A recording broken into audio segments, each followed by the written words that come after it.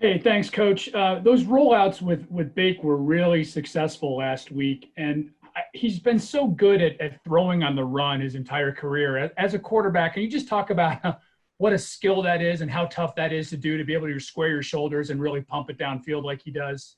Yeah, that's definitely a strength of his game is the ability to throw outside the pocket on the run, and that's one of the things that we kind of identified coming in last year and watching the tape in the previous 2 years as a strong point in his game. So just trying to find ways to get him, allowing him to be able to do things that he does really well, and that's one of them. And he did a great job the other night.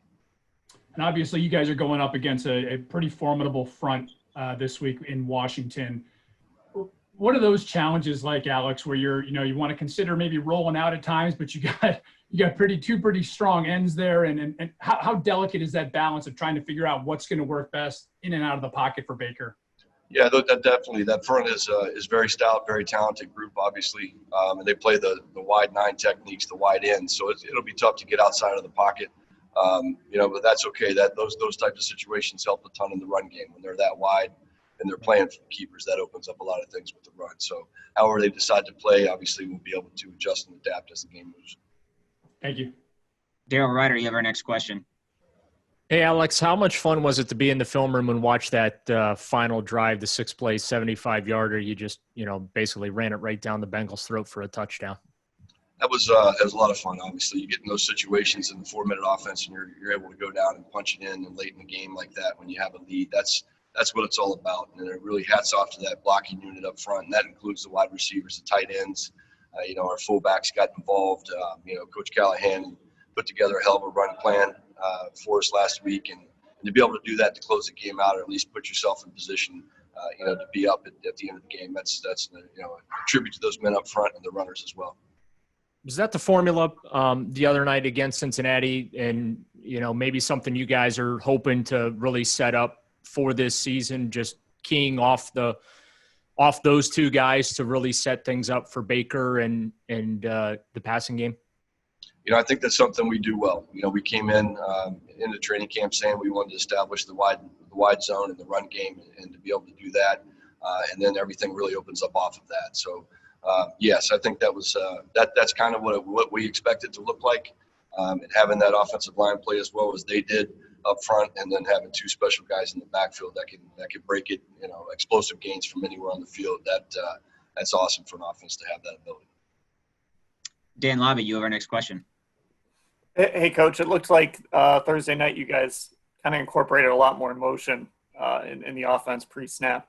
I know that kind of helps the quarterback see some things, but what else are you trying to accomplish when your game plan kind of calls for that much motion?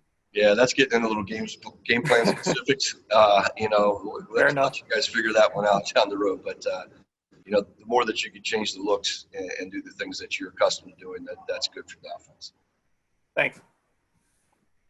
We'll go to Scott Patrick next. Hey, Coach.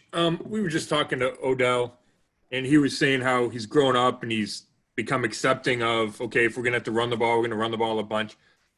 What have your conversations been with him about that? About, hey, you might not get a ton of targets this game. You might get, fewer depending on the week in the game plan. It's a team game, and that's one thing that coaches preach from day one. It's a team, and we're going to win as a team. I know Coach O'Shea preaches that in the wide receiver room. It starts first with the team, and whatever's best for the team is what we're going to do. And I think he understands that. Whenever you have the ability to run the ball as effectively as we did on Thursday night, he may not get as many opportunities, but there's going to be games now when things aren't going quite that way, and we're going to have to lean on him to catch the ball and run routes and get open. So it's finding that fine balance, of what you're doing, and how the defenders defend you. Last week we felt we could run the ball well, and we did.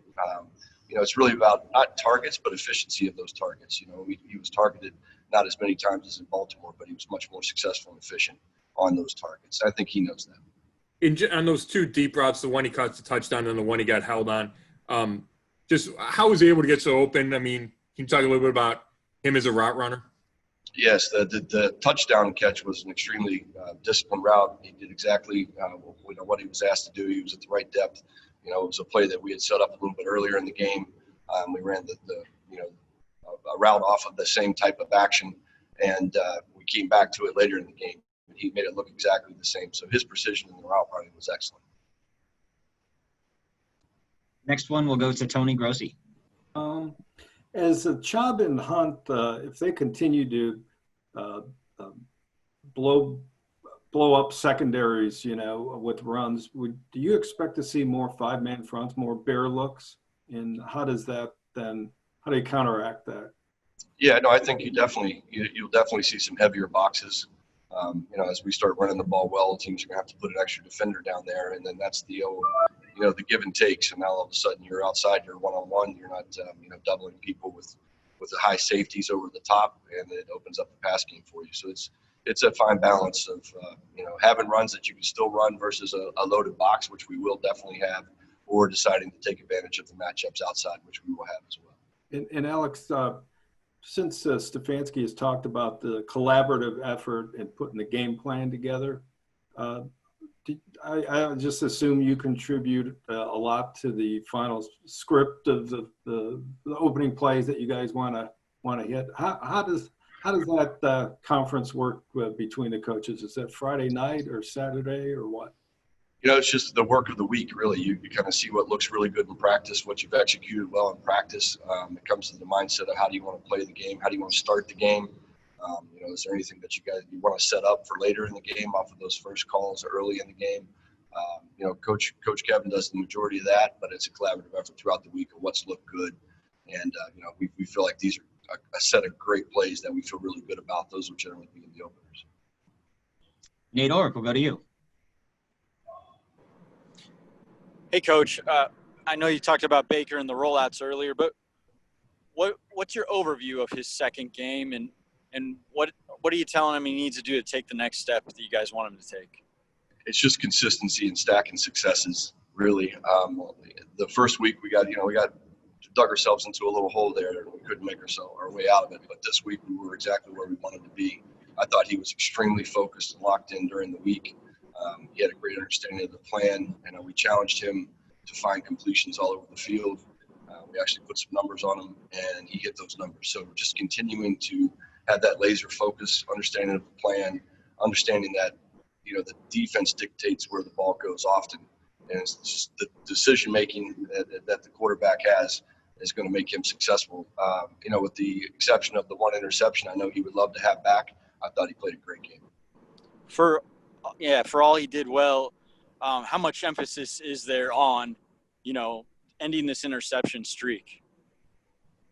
Oh, yeah, it's huge. We never want to throw interceptions ever. So when they do come up, like the tip pass in Baltimore, those are ones that you could stomach, But as he grows in the system and learns that, if we call a shot play and it's not there, it's okay to check the ball down. We don't have to throw it. And that was we're still learning each other. We're still learning the system. And I think you'll continue to see that growth. That streak will end soon. Next up will be Jeff Shadell. Hey, Alex. I'm asking about Austin Hooper. He has 2 catches in each of the first 2 games. What is he doing that may not show up on the stat sheet?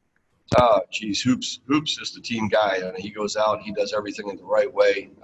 His run game blocking is something that probably, doesn't flash on TV, but you see it often on the field. He's a big part of the success, as are all the tight ends in our run game right now. That he's doing extremely well. He has a great understanding of route combinations and schemes, and it's not just about him. He knows how to get other people open as well. That's some of the stuff that you may not see that does show up in these last 2 games. Scott Petrick, you're up. Hey, Alex, how's the transition going for Jedrick through the first 2 games? And how big will this challenge be with him having to go against, specifically Chase Young, but the rest of those Washington guys? He's really stepped up and really proud of his progress he's made through training camp. He had some rough days there, with those guys rushing him on that left side. So just his ability to fight back, the toughness that he shows. And then really, you forget he's a rookie. When you watch him out there, during the game, whether it be Sunday or Thursday night, you forget the fact that he's a rookie. He's playing really well right now. This challenge would be a good one for him, but we expect him to step up to it.